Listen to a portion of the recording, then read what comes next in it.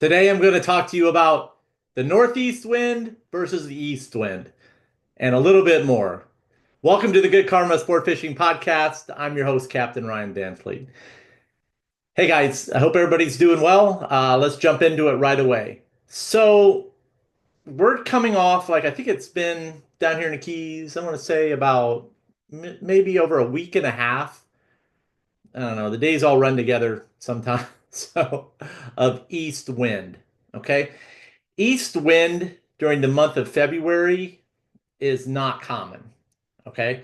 So typically our primary wind in the month of February is north, northeast, with the occasional south, southeast when the everything starts to, do their thing with the frontal systems and all that stuff. So I think what's happened is that we got stuck in that little bit of La Nina pattern, and so I don't know what's going on, but anyways, I am not a fan of the east wind for several reasons. I really just don't, honestly, I just don't like it. A couple reasons why. Well, maybe a couple. I don't know. We'll see how it goes here. But first it is good for I do believe for yellowtail snapper fishing along the reef. Okay, it sets up for phenomenal yellowtail fishing. It's for some reason the yellowtails really like that east wind, and what it does, it just cleans up the water along the on the reef, and blows in some warm water. I do think from the Gulf Stream, but it just I don't know. I'm just not a huge fan. It doesn't really create a lot of eddies. It just blows from east to west. Okay. And honestly, I really don't have much luck on the east to east wind. I catch with Wahoos and sailfish. I think further up the coast along Miami they do very well on the east wind, but our area, I don't know. It just seems like I don't have much luck on the east wind when it comes to Wahoo fishing. It just there's so many different variables that fall into play, but it's not my favorite, in other words. So, but for reef fishing and some wreck fishing, it's good. But so that's enough talk about the east wind. It really, like, honestly, it's not my favorite. So, and I know that I've been hearing reports, scattered reports, that the sail fishing down here hasn't been the greatest. Couple 2 to 3 fish. Honestly, it's like 2 to 3 fish typically when your guys are catching 15 to 20 this time of year on a day. That's a drastic change, and a lot of it I do believe has to do with the east wind. King fishing is always good this time of year. That fish doesn't seem to be bothered by that east wind, but certain pelagics I do feel like get bothered by it. I don't know. In the end, it's just fishing. But if you want to, when you look at the science behind it, I don't really like. There's certain strategies I take with the east wind versus the northeast wind, but that's really all I'm going to talk about the east wind. It's not my favorite, but I make it work. Anytime you're fishing, it's all good. So, northeast breeze. I would consider probably like this time of year, like I said, it's a primary breeze northeast. It can kick things up a bit, but if you get a nice 10, 12 mile an hour northeast breeze, it pushes the current diagonally to the southwest. Okay. It's more and it just goes diagonally. And what that does, it creates down swells. It creates a lot of moving water. It mixes the water up. It messes up the bottom, brings up the bait fish, creates a lot of like certain current eddies, and it's awesome. But what I really, really look at is what it does with the loop current and the Wahoo migrations, okay? Because the Wahoo migration, it's still kind of like, nobody's really kind of figured out. Everybody thinks they have all these theories, but including myself. But I really do feel a lot of the Keys Wahoo come from the Gulf and come out of the Yucatan. Okay. So what happens is when we have a couple days of really good, strong northeast breeze, that northeast breeze pushes southward and it mixes up all that nice warm water that's down there in that loop current, okay? And then what happens, that water shreds and it will make its way into the keys. Okay. It's like I look at it like bubbles. Okay. They're like bubbles. So you have all these eddies will shred off, and then those eddies will move up the keys. So let's say, for example, you'll have several like days of northeast breeze where it's ripping, and then you'll have a nice day when you'll get out there and it'll be phenomenal fishing. Like, and then you'll have days where, it'll be cold for long periods of time down here, but you'll have a northeast breeze. Okay. So what that does is it mixes that water, and you're still getting good pelagic action along the edge of the reef, even if that water temperature's like even if it's cold out down here. Just because that air is cold, like doesn't mean that water's cold. And that's what happened over the when we had that really hard cold spell. We had a lot of fog, but the water was really nice, and the fishing was the Wahoo fishing was amazing. It was really good. So was the bottom fishing because the water temperature really didn't, move that much.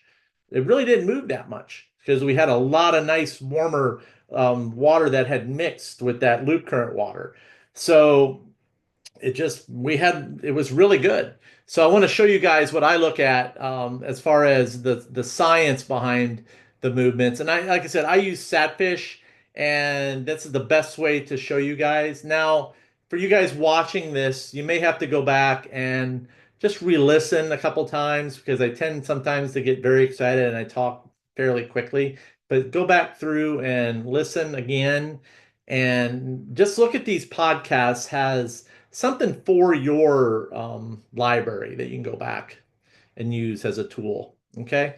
So, like I said, everybody has their favorites. Like, and also, too, don't think that the fish are not going to bite on the east wind. So, it's there's always fish to be caught and always strategies on the east wind of where fish are going to be. So, and that's something that I go over in private one-on-one calls. I do have those available on my website. So you just go to goodkarmafishingtackle.com and you can book a one-on-one call for me with me, and you can if you have questions that are in depth that you want answered, I'll do my best to answer them. So, but including the SatFish, okay, there's a lot of tricks with SatFish. So if you really want to dive into it, then you can book a call with me there. So so I'm going to pull up my shared screen here, and I'm going to show you what I'm going to try to give you a little bit more of an explanation on what you guys can look for as far as your if you do have the SatFish subscription. Okay, so I pulled up the old shared screen here, and when you pull up SatFish, you'll get all these different areas, and you can, like I said, every area has the wind that fishes the best. Okay, it's just a matter of you kind of just figuring out which wind causes downswells and which wind mixes with warm water and creates eddies, and that's something that you can figure out using satellite fishing services like SatFish. Okay. And if you're not a member of SatFish, you can use my code Good Karma and get $20 off. You can try it for 30 days. Good time to try it and good time to learn. So what I'm going to do here is I'm going to pull up with something that I haven't shared much about. So I go down here to the Gulf of Mexico. Okay. And what I'm going to do here is show you the loop current. Now, one thing about satellite services is that it's the winter time, we have a lot of clouds and stuff. So what I'm going to do here is first I'm going to I'm going to show you the loop current here. Okay, that's a good shot. So as you can see, the loop current comes out of the Yucatan through Cancun. Okay, and then you've got it all the way up here over the Gulf of Mexico, all the way to Venice. And as you can see, then it loops back around and then it comes back into the Keys here. Okay, so what I'm seeing is this time of year, we've had a lot of east wind. Okay, and what that does, it pushes this loop current further away. Okay, my opinion, that's not good. And as you can see down here in the corner here with where my cursor's at, you can see that there's not much mixing of water here right now, or not much mixing of the currents. But I will show you something here in a second here. But this is just the I'm showing you the loop current. And what's happening in the Gulf right now is they're at the peak of their Wahoo season. They're at the peak of their Wahoo season. Phenomenal fishing right now in the Gulf. Really good. Multiple days of Wahoos, really good fishing, which tells you that, okay, there's a lot of fish there. And they don't stay there all year round. They move, okay? So they migrate. Where are they going to go? I have no idea. They may be over here in Texas if an eddy breaks off. That's everything is just going off over there right now. So it's just very good fishing. So what's it going to take for it to be phenomenal here? Well, I do think that we've had some very good days, and we're kind of like right now it's about to break wide open again because we're going to be shifting more into some northeast wind days. And what that's going to do, it's going to mix the water down here, okay, and create some eddies for us. And also, too, if we get some north wind, that's going to push that that loop current. It might push it a little further down, a little closer. It might help. Might create a few more eddies for us to get more fish into the Wahoo migrations into the Keys. But there's all these different theories. But I'm just going through my brain and how it works, and I've done a lot of like I said, I correlate a lot of my catches to where the loop current's at, eddies and stuff over the past few years. So one thing with SatFish I do want to say is that I kept this. I I used SatFish for a long time before I even mentioned it. Okay, before I even mentioned it to on in social media. And so I can correlate a lot of days of finding good water, good eddies back to having the satellite services. So was using it for a very long time. It was like so anyhow. But so what we're going to do is now is I'm going to show you the water temperature. So I come up here, and what you'll see is when I go to the high depth, you'll get a lot of clouds here, so you won't be able to, you've got a lot of clouds and stuff, so the temperature is not the greatest. So what I'm going to do is I'm going to go to the cloud-free SST chart. That's the best way to show you. And it's fairly accurate, honestly. It does a pretty good job. So when you have days where that east wind or that northeast wind blows, what that'll do is it'll shred eddies off this loop current. And then you'll see water. You'll see these warm pockets of water start to move into the Keys. So, and within those warm pockets of water are bait fish. You'll have, and then you'll also have with the bait fish, you'll have the wahoos. And then you'll have the dolphin and all that stuff starting to move. So I do feel that it's very like, that northeast breeze can really like put a damper on the like can really make it kind of rough out there. But honestly, when you do kind of need it to get the migrations kicked in, get things moving, get the water nice. An easterly wind this time of year is not good. Now, what you'll see is the has you get a lot of northeast wind off of Cancun is the some of the absolute best sail fishing in the world. So I do like it's just phenomenal off Cancun. And it's a migratory stop for them.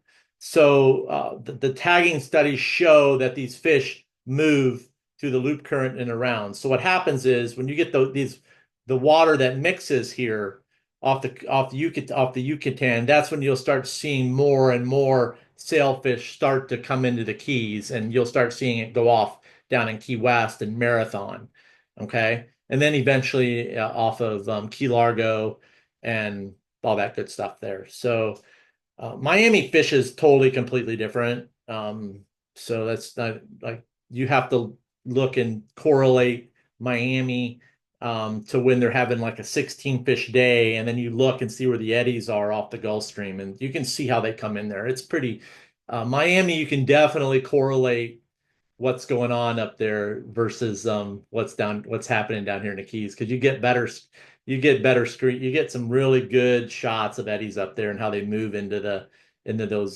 zones up there. So anyhow, so I'm going to take it off the screen here.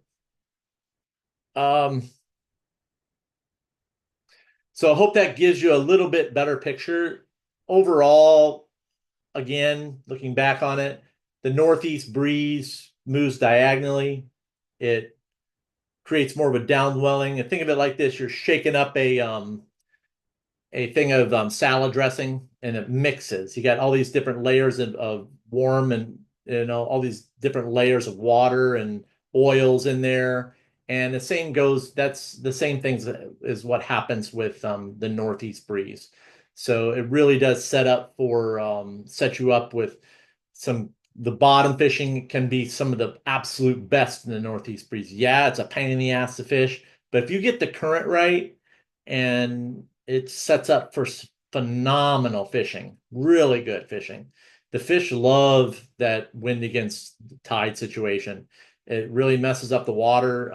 It really creates upswells, creates down swells, and um, really good stuff. So, and then also, like I said, you've got the that breeze moving to the southwest. It causes that loop current, shreds it off, and then the loop current will, those pockets of warm water, it what it does, it just mixes it up, it spreads it out. It's kind of like your hand. It's like in the water. It's like mixing all this water up on the top, and then it moves it around, this warm water from the loop current, and eventually some of that stuff finds its way in the Keys in the wintertime, and then you'll have 3 to 4 days of phenomenal sail fishing. It sets up beautiful pockets of blue water with like lots of bait. And then you'll wonder why some guys to the south crush it versus some guys to the north. And then the next day, that eddy could be in Key Largo versus where it was at Marathon. And then saying those fish are there. And you're like, man, it's awesome. So those are the things that I like to use and watch with satellite fishing services like the SatFish. So those are things that you can learn. So to summarize it, east versus west, I'm a favorite of the northeast breeze. But when it comes to yellowtail fishing, you can't go wrong on the reef with catching martins and catching yellowtails on the east breeze. Yeah, it can be a little bit uncomfortable depending on which way the current's moving and stuff. And like I said, a lot of guys they'll go out there, they'll think that even like the west wind does some weird shit, but I'm not even going to get into that today. The west wind can be really good as well, depending on what type of conditions we're coming off of too, because it takes a while for that water to change. So just because you get out there and you have the west wind doesn't mean everything's changed over right away to how that sets up. So that's something for another time. Okay. So I have a new um, tip in the Patreon group, which involves fishing with big live baits like Speedos and Bonitos. A lot of you guys are new to it, and you guys know that those fish like to swim together and all that good stuff. But I have something that I share in that Patreon tip that you're going to want to read that you do not hear much about. So again, that's in there in the Patreon, Good Karma Sportfishing Patreon group. And then we're finishing up winter Wahoo strategies. I think I've got the last lesson. Yeah, lesson 4 is coming out tomorrow, or I'm sorry, this week, later this week, not tomorrow. So sorry. I always get excited and move a little fast. So I'm excited about that. Um, yeah, I'm stoked about this next lesson. So uh, also too, we've got the rigging crew this week. We're going to be talking about um, something that is very like some changes that I've made to my trolling plugs that have been catching me a lot more wahoo, getting them to stick. Stuff that like something that's working very well for me. So I'm very happy. So I'm going to share that with the rigging crew this week's during this week's meeting. That meeting is on Thursday. So if anybody's interested in joining the rigging crew, you can go to goodkarmafishingtackle.com, get signed up for the rigging crew. So in our we also have the Good Karma Sportfishing Fishing Club. We're going to be diving into in-depth planer fishing this week. So that's all I got for today, guys. If you're looking to book a charter with me, you can email me at goodkarmaryan@gmail.com. And yeah, also too, if you're fishing with me this summer, you will need to get your reservations in as soon as possible, especially for the month of May. My first 2 weeks in May are already booked up. So if you're looking to come fishing with me in May, you need to get your reservations in. April, we're going to be mostly doing some mutton snapper fishing, and we will be doing some dolphin fishing if it's worth it. I'm not the type of person to take people fishing if it's not worth it. So if I don't think it's worth it, then we don't go. But if you don't have skin in the game, then you don't win. That's what it comes down to for pelagic fishing for big dolphin in April. Tuna fishing's tuna fishing. They seem to always be around, depending on what the wind's doing. So, yes. And final thing, if you would like to book a call with me to go in-depth one-on-one on SatFish, learning about it, the tips and the tricks and easy stuff that I can share with you to get you dialed in on your location, I would be more happy to do that. You can just, like I said, go to goodkarmafishingtackle.com to book the one-on-one. That's all I got, guys. Thank you for tuning in. And remember, anytime you're fishing, it's all good.